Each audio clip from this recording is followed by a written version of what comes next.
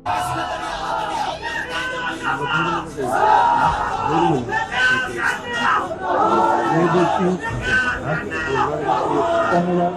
सोहळ्याला उपस्थित माननीय कृष्णप्रकाश साहेब, शैलेश बलकवडे साहेब, दीक्षित कुमार गेडम साहेब, अश्विनी शेंडगे मॅडम, तानाजी सावंत साहेब, रवींद्र रंजने साहेब, जितेंद्र शहाणे साहेब, स्वातिताई पाटील, कुटुंबातील सर्व सदस्य आणि कुटुंबाचा सदस्य असणारे सर्व ग्रामस्थ आणि आबाप्रेमी, खरं तर बोलत असताना माईकचा प्रतिध्वनी स्वतःच्याच कानावर कसा पडतो हे सुद्धा आज अनुभवतोय. पण मला कोणी आत्ताच्या क्षणाला जर विचारलं की तुझ्यासाठी काय सोपं आहे, 1000 लोकांसमोर माईक घेऊन वडिलांबद्दलच्या भावना व्यक्त करणं सोपं आहे की याच भावना वडील घरी एकटे असताना त्या वडिलांसमोर व्यक्त करणं सोपं आहे? मी निश्चितपणानं सांगेन आता चाललंय ते माझ्यासाठी फार सोपं आहे, कारण वडील घरी एकटे असताना त्यांच्यासमोर एक शब्द आज सुद्धा निघत नाही. ज्यावेळी गाठ सरांनी सांगितलं की आपल्याला बोलायचं आणि ते फायनल झालं, त्यावेळेस खरं तर वडिलांबद्दल काय बोलायचं हे सुचण्याआधीच वडिलांबद्दल बोलणं किती कठीण आहे आणि वडिलांना शब्दांच्या चौकटीत बांधणं किती कठीण आहे याबद्दलच्याच 2 ओळी सुचल्या. आणि त्या अशा होत्या की कुणीतरी माझ्या एका हातावर सूर्य ठेवला, दुसऱ्या हातावर चंद्र ठेवला, त्याच वेळी वडिलांनी खांद्यावर हात ठेवला. मला माझ्या दोन्ही हातांपेक्षा खांदा जड वाटला. एक वेळ सूर्याच्या डोळ्यात डोळे घालून मला त्याच्या तेजाचं कौतुक करता येईल, पण वडिलांच्या समोर उभं राहून वडिलांचं कौतुक करणं माझ्यासारख्याला जड जाईल. आता प्रत्येक प्रवास माणसाला काहीतरी शिकवत असतो, काहीतरी बोध देत असतो. मला आठवतंय काही दिवसापूर्वी माझा एक मित्र अंजनीत आला होता. मला म्हणाला, चल मला तुझं गाव दाखव. मग मी पण त्याला गाव दाखवायला घेऊन गेलो. वाटेत आपल्याच गावचा एक शेतकरी जेवायला बसला होता. त्याने मला बघितल्यावर हात केला, जवळ गेल्यावर जेवणाचं निमंत्रण दिलं आणि शेवटी आग्रह केल्यावर जेवायला बसलो. गोल भाकरी आणि शेंगदाण्याची चटणी असा भेद होता. पहिल्या घासाबरोबरच मित्रांनो मला विचारलं की नुसत्या शेंगदाण्याच्या चटणीच्या भाकरीला इतकी चव, ही ज्वारीची का बाजरीची? आता त्याने विचारलं ही ज्वारीची का बाजरीची, मी सांगितलं ही कष्टाची, कारण इमानाच्या कणकेवरनं सच्चाईचं लाटणं फिरलं की घाम गळणाऱ्याच्या ताटामध्ये कष्टाची भाकरी येत असते. मी पुढे त्याला सांगितलं की याच कष्टाच्या भाकरीच्या जोरावर 20 किलोमीटरची पायपीट फक्त दिवाळीतील साखरेसाठी करणारा एक तरुण 2 वेळा राष्ट्रपती पुरस्कार विजेता पोलीस उपाधीक्षक झालाय. याच कष्टाच्या भाकरीच्या जोरावर घरी झोपायला जागा नाही म्हणून शाळेत झोपणारा एक तरुण भल्या भल्याची झोप उडणारा वक्ता ठरलाय. याच कष्टाच्या भाकरीच्या जोरावर मळके कपडे घालून कॉलेजमध्ये गेलेला एक तरुण महाराष्ट्राच्या इतिहासानं कधी पाहिला नव्हता अशा स्वच्छ चरित्राचा मंत्री बनलाय.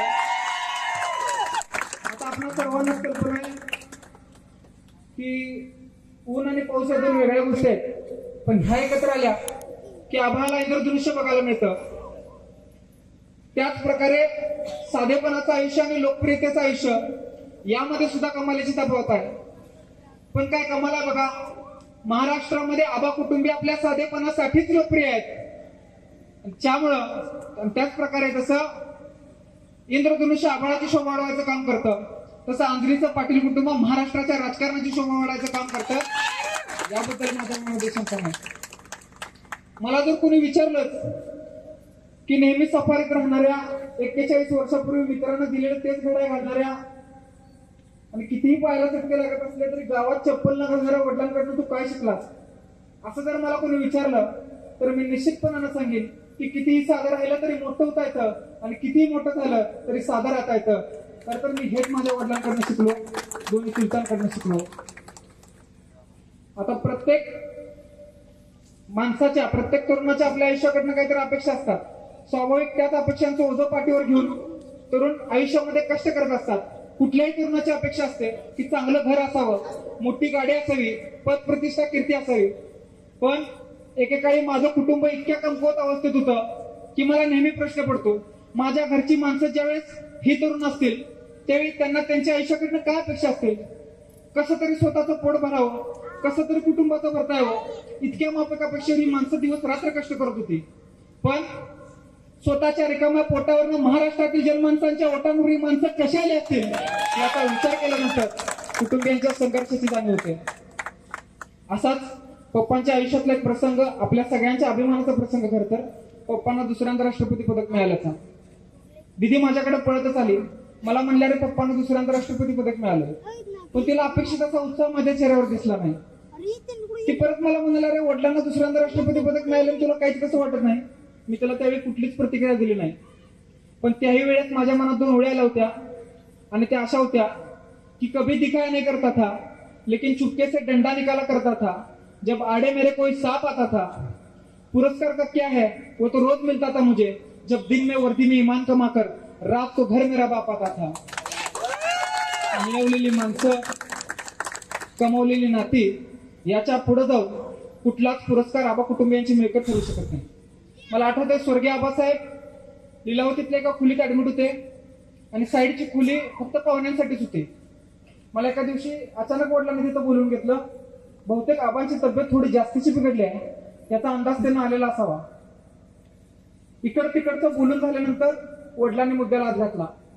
वडील मला म्हणाले की जर येणाऱ्या काळात तुझ्या पुढे 2 घास ठेवलेले असतील तर ते, आणि तुला पराकोटीची भूक लागलेली असेल तरी सुद्धा ते 2 घास तुझ्या 2 भावांना द्यायची जर तुझी दानत असेल तर या कुटुंबाचा सदस्य म्हणून तू मिळवू शकतोस, अन्यथा तो अधिकार तुला नाही. हे सांगत असतानाच कुटुंब एकत्र राहिलं की किती मोठ्या संकटावर किती सहज मात करता येते हे वडिलांनी सांगितलं. सांगता सांगताच वडील पुढे म्हणाले की हा घर संसाराचा गाडा आम्ही फार कष्टाने पुढे नेलाय आणि यानंतरच्या काळात तुला ते जमेल का, तुम्हा तिघांना ते जमेल का. आता खरं तर वडिलांनी सामर्थ्याची चौकशी करावी हे म्हणजे असं झालं की समुद्रानं विचारावं तुझी तहान किती. मी पप्पांना त्यावेळी बोललो नाही. खरं त्यानंतर 2 दिवस मी झोपलो नाही. मन स्वतःमध्ये सामर्थ्याचा शोध घेत होतं. पण कुठलीही घटना घडली तरी तिच्यावर सकारात्मकच विचार करायचा या वडिलांनीच दिलेल्या शिकवणीमुळे याही बाबतीत सकारात्मक विचार केला आणि त्याही वेळेस 2 ओळी माझ्या मनात आल्या. मी माझ्याच ताकदीचा पैलवान पुऱ्या गावभर शोधला, प्रत्येक गल्लीत गेलो, गावचा रस्ता झिजला, दमून झोपलो, सकाळी उठलो आणि मला तो आरशात दिसला.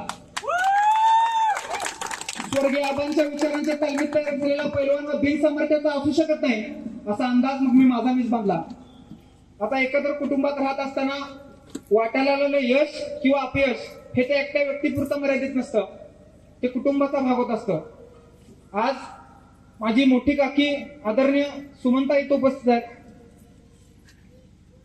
2015ला काळाने घाला कुटुंबावर घातला आणि राजकारणाचा कुठलाच मागोस नसणारी माझी काकी अचानक राजकारणात आली. बरं नुसती आलीच नाही तर मनाच्या चांगुलपणावर राजकारण होत नाही तज्ञांच्या अनुमानाला धक्का लावत आडकाठी घालणाऱ्यांच्या छाताडावर पाय घेऊन काकी 65,000 मतांनंतर झाली. हे सगळं कशाचं जेव्हा याचा जर विचार आपण केला तर ज्याचा मार्ग सत्याचा आहे, नियत छाप आहे, अशा कुठल्याही योद्ध्याचा रथ आज सुद्धा कृष्ण भगवान पुढे नेत आहेत. एक ईश्वरी शक्ती नेहमीच सत्याच्या बाजूने उभी असते. आज खर तर कार्यक्रमाचं आयोजन करून स्वतः खुर्चीवर न बसता माझे काका खाली बसलेले आहेत, त्यांच्याबद्दल सुद्धा मला बोलावं लागेल. आता खर तर झाडांचं नाव काय हे फळांवरून ठरत असलं तरी झाडं उभाही घट्ट मुळांच्या जेव्हा उभीच असतात, झाडही फक्त घट्ट मुळांच्या जेव्हा उभे असतात. त्यामुळे डोळ्याला दिसत नसली तरी झाडांचं मूळ असते, त्याचं अस्तित्व नाकारता येत नसते. माना सन्मानाचे क्षण वाटायला आल्यानंतर कौतुकासाठी अनेक पाटापुढे येत असतात. माना सन्मानाचे क्षण वाटायला आल्यानंतर कौतुकासाठी अनेक पाटापुढे येत असतात.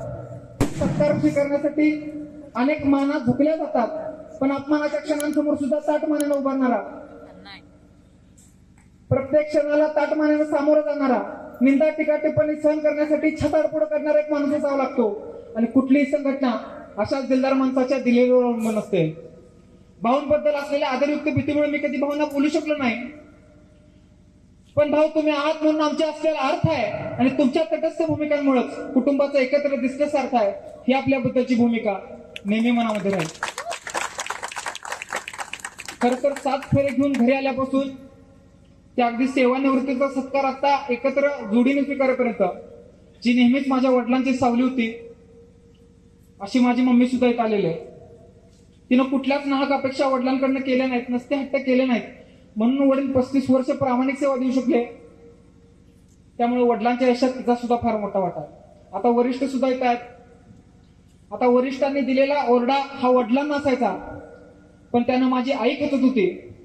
वडिलांना मिळालेली शाबासकी स्वतःची समजून माझी आई हसत होती. झोपून जायचो आम्ही सगळे, पण पप्पा नाईट राऊंडला गेले की मम्मी हॉलमध्ये एकटी बसत होती. आता पप्पा कधीच बोलणार नाही तिला, पण ती नसली की पप्पांची प्रत्येक गोष्ट फसत होती.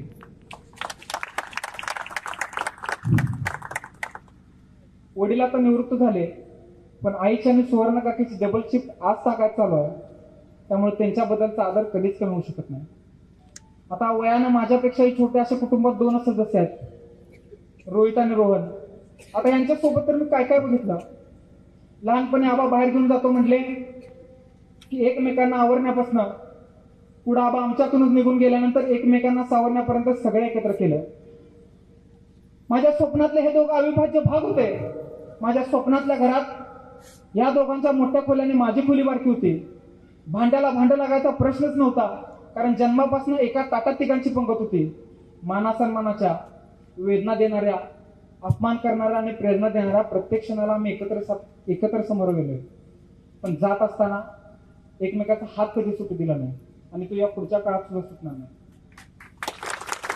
खरं तर जिच्यामुळे आपण दिवस बघतोय, मी हा दिवस बघतोय, अशी माझी आजी सुद्धा इथं आलेली आहे.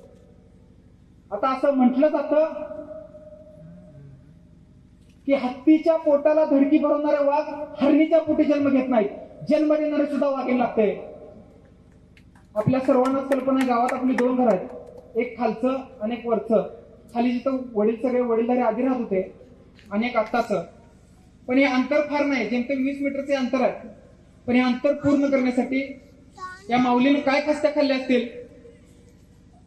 काय कष्ट केले असतील, हे तिचं तिलाच माहीत. किती काट्याकुट्याने भरलेला रस्ता असेल, पण अशा काट्याकुट्याने भरलेल्या रस्त्यामध्ये पायाला झालेली प्रत्येक जखम तिने दडवली, या जगापासून दडवली. वादळात देवाला अशी 5 मुलं घडवली. आज आजीबद्दल बोलल्याशिवाय हा कार्यक्रम पूर्णच होणार नव्हता. मुलं शिकली पाहिजेत, मोठी झाली पाहिजे, हिच्यासाठी पडेल ते कष्ट तिने केलं. सर्व यातनांना सामोरं जायची तयारी ठेवली आणि मग सुखाचे 4 दिवस आमच्या वाट्याला आले, हे मी कधीच विसरू शकत नाही. या माऊलीने कष्टाचा होम घातला, त्यात मोहांची आहुती दिली आणि मग सुखाचे 4 क्षण माझ्या वाट्याला आले, हे मी कधीच विसरू शकणार नाही. तिने शिक्षण घेतलं नव्हतं, पण शिक्षणामागचा तर्क बघितला होता. आला आमच्या सगळ्यांच्या वाट्याला जन्मापासून स्वर्ग, कारण तिने तिच्या वाट्याचा नरक बघितला होता. जन्मापासून मिळत आलेला मान सन्मान हा कुठेतरी आमच्या वाट्याचा स्वर्ग म्हणावा लागेल आणि तिने भोगलेल्या यातना हा कुठेतरी तिच्या वाट्याचा नरक म्हणावा लागेल. जसजसा निवृत्तीचा दिवस जवळ येत होता, वडील दिवसच मोजत होते. एक तर एवढ्या कष्टाने मिळवलेली नोकरी, त्याच नोकरीच्या जीवावर पोरांची शिक्षण पूर्ण केली, किती मान मिळवला, किती प्रतिष्ठा मिळवली. एक दिवस येणार आणि आपण आपला चार्ज कुणाकडे तरी सोपवून कर्तव्यातनं कायमचं मुक्त होणार, ही भावनाच त्यांना निम्म करत होती. पण कुठेतरी आता माझी जबाबदारी संपली आहे, माझ्या खांद्यावरचं ओझं कुठेतरी तुम्हाला आता उचलायचं आहे, हे त्यांना सांगायचं असेल, म्हणूनच ते आम्हाला दिवस मोजून दाखवत होते. आधार खचल्यासारखे वडील मी बघितले होते. मित्रांच्या घोळक्याला जाऊन चहा पाजणारे वडील, गप्पा मारत बसणारे वडील. अलीकडच्या काळात माझ्या व कुटुंबियांच्या भवितव्याच्या चिंतेत तासन तास एकटाच विचार करताना मी बघितले. खर तर मला त्यांना धीर द्यायचा होता, पण ज्यांना आयुष्यभर आपल्याला धीर दिला त्यालाच धीर कसा द्यायचा हेच मला समजत नव्हतं. मी प्रत्येक आबाप्रेमीला असाच धीर खचताना बघितलाय. आज अनेक आबाप्रेमी येत आहेत, माझे ग्रामस्थ येत आहेत, माझे वडील येतात आणि माझी चुलती येत आहेत. रोहित आज आलेला नाही, त्याचा काहीतरी पेपरचा कार्यक्रम होता, पण माझा भाऊ येत आहे. आम्हा तिघांच्याही वतीनं मी या प्रत्येकाला सांगू इच्छितो, समुद्राच्या खोलीला आणि सह्याद्रीच्या उंचीला, गेलेल्या वेळेला आणि येणाऱ्या काळाला, इतकंच नव्हे तर चांद्यापासून बांद्यापर्यंत महाराष्ट्रातील प्रत्येकाला अंजनीच्या पाटलांची दखल घ्यावीच लागेल.